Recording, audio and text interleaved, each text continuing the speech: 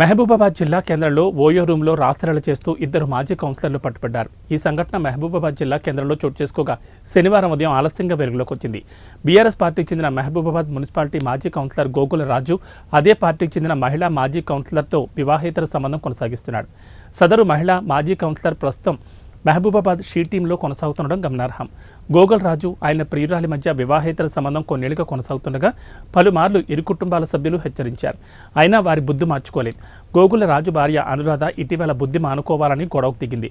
అయినా ఇద్దరిలో ఎలాంటి మార్పు రాలేదని సమాచారం.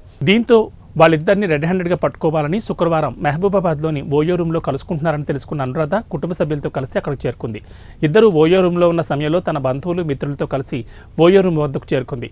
ఓయో రూమ్లో భర్త రాజు ప్రియురాలతో కలిసి రాసలీలలో మునిగి ఉండగా అనురాధ రెడ్ హ్యాండెడ్గా పట్టుకుంది. తనను పెళ్లి చేసుకుని మరో మహిళతో అక్రమ సంబంధం పెట్టుకుంటావా అంటూ ఇద్దరిని చితకబాదింది. విషయం తెలుసుకున్న పోలీసులు అక్కడికి చేరుకుంటున్న సమయంలో రాజు పరారయ్యాడు.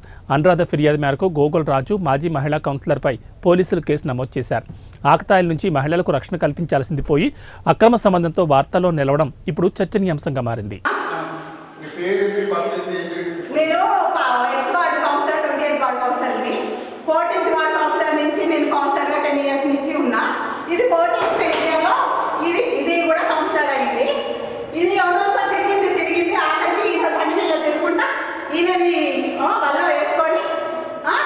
ఇప్పుడు చీటీలో చేసుకుంటా మొన్న కూడా 6 months బ్యాక్ పట్టుకున్నా